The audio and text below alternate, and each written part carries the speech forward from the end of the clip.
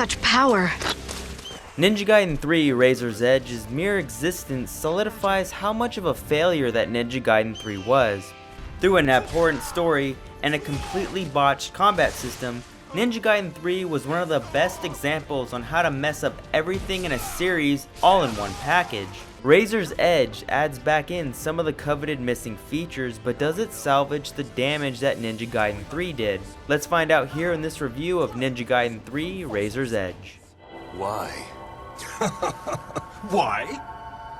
Business, of course! How many children would want a dinosaur as a pet? We could sell millions of the things! It's hard to even begin to describe the shortcomings of the root game of Ninja Gaiden 3, but the most important of the cardinal sins was the awful combat. Gone were the days where precision and skill were needed. In Ninja Gaiden 3, button mashing could simply get you from battle to battle with the incredibly soft and stupid enemies.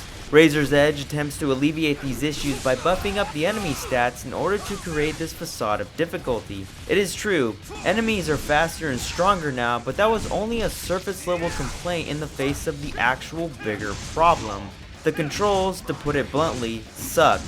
The first two Ninja Gaiden games' responsiveness from input to action was unparalleled. Because of this level of precision, it allowed fights to become deviously difficult because the player could have avoided death if they had reacted in time. Almost every move is covered in sludge in Razor's Edge, especially the vital dodge move. Ryu not only gets locked into many of the animations, but it usually takes way too long to get out of the way after the dodge button has been pressed. Having an awful dodge mechanic like this is the easiest way to hamstring an already bad combat system. In yet another pathetic attempt to pad out difficulty, the foes now come in greater numbers. In almost Dynasty Warriors levels of hordes, taking down multiple ninja at once almost becomes a routine act.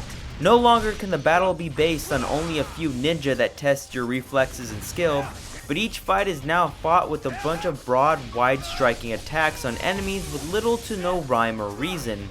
This is evidenced by the multiple moves that have an enormous, sweeping kill radius.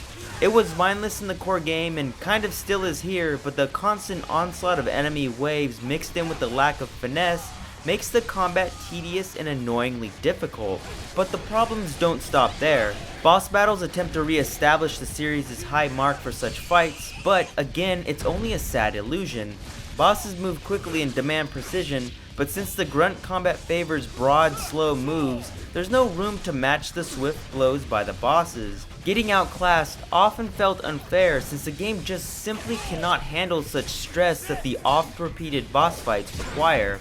Input lag and an awful dodge move will do just that. On the upside, there are new moves, weapons, and an upgrade path. At launch, the original Ninja Gaiden only had one weapon, one magic attack, and no upgrade system. Here, Ryu has access to most of the armaments from past installments, which at least gives the combat some variety. Although it is variety in the sense that it is just various forms of the same sludgy garbage.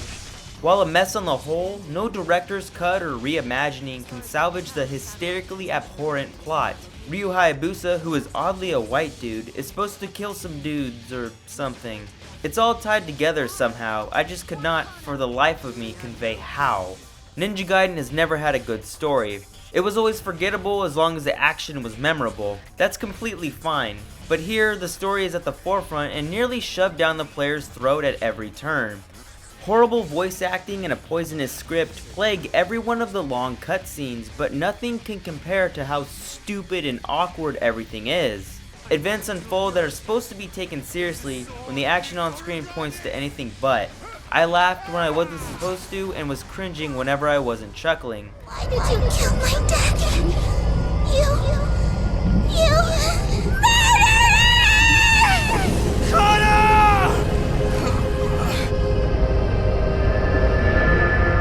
It's one of the worst attempts at a story in video games, period. That doesn't even include the incredibly horrendous subplot of Ryu struggling with his morality. All of the killing of his past has cursed him and the guilt has infected his arm.